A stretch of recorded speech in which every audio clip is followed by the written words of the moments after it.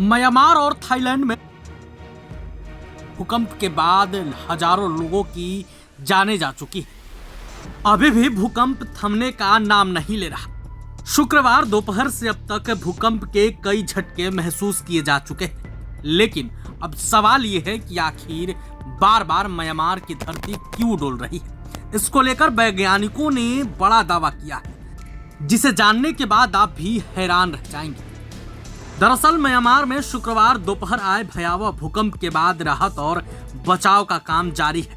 इस भूकंप से अब तक 1000 से ज्यादा लोगों की मौत होने की पुष्टि हो चुकी है। विशेषज्ञों का कहना है कि म्यांमार में बीते कई दशकों का ये सबसे शक्तिशाली भूकंप है। आपदा मॉडलिंग से पता चलता है कि भूकंप में मरने वालों की संख्या 1000 से काफी ज्यादा बढ़ सकती है। यूनाइटेड स्टेट जियोलॉजिकल सर्वे का कहना है कि 7.7 तीव्रता के इस भूकंप से जान और माल के व्यापक नुकसान का अंदेशा है।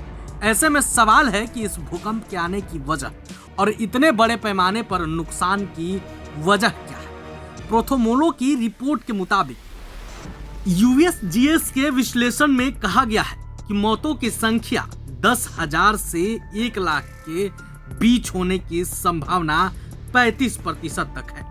यूएसजीएस ने वित्तीय नुकसान 10 अरबों डॉलर तक होने का अनुमान जताया, जो म्यांमार की जीडीपी से भी ज्यादा है। यूनिवर्सिटी कॉलेज लंदन में प्रोफेसर बिल मैकगिर के मुताबिक यह बीते 75 साल में म्यांमार का सबसे बड़ा भूकंप था। इंपीरियल कॉलेज लंदन की टेक्टोनिक्स विशेषज्ञ रेबेका बेल का कहना है कि इस भूकंप की वजह संगाग फॉल्ट का side to side strike slip था। रेबेका बेल ने बताया कि यह भूकंप संगांग फॉल्ट में आया है। संगांग फॉल्ट वह जगह है जहां भारतीय टेक्टोनिक प्लेट और सुंडा प्लेट मिलती है। यह फॉल्ट कैलिफोर्निया में स्थित सैन एंड्रियास फॉल्ट की तरह है। बेल ने कहा, संगांग फॉल्ट बहुत लंबा है, करीब 1200 किलोमीटर है। इसके सीधे होने की वजह से भूकंप बड़े क्षेत्रों में फैल सकते हैं। इसे ऐसे समझ सकते हैं कि फॉल्ट का जितना बड़ा क्षेत्र फिसलता है, भूकंप उतना ही बड़ा होता है। बिल ने यह भी बताया कि ऐसे मामलों में भूकंप विनाशकारी होते हैं। कम गहराई पर होने के कारण इसकी भूकंपीय ऊर्जा ऊपर की आबादी वाले क्षेत्रों तक पहुंचने तक कम हो जाती है। इससे सतह पर बहुत ज्यादा कंपन होता है।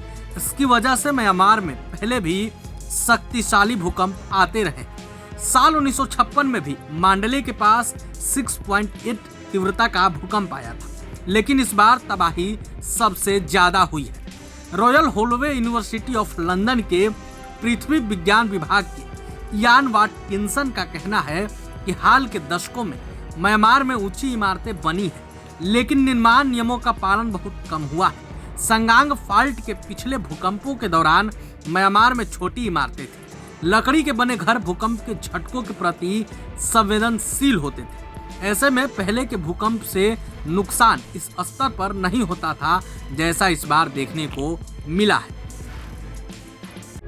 प्रभातखबर.com, विश्वास वही, रफ्तार नहीं।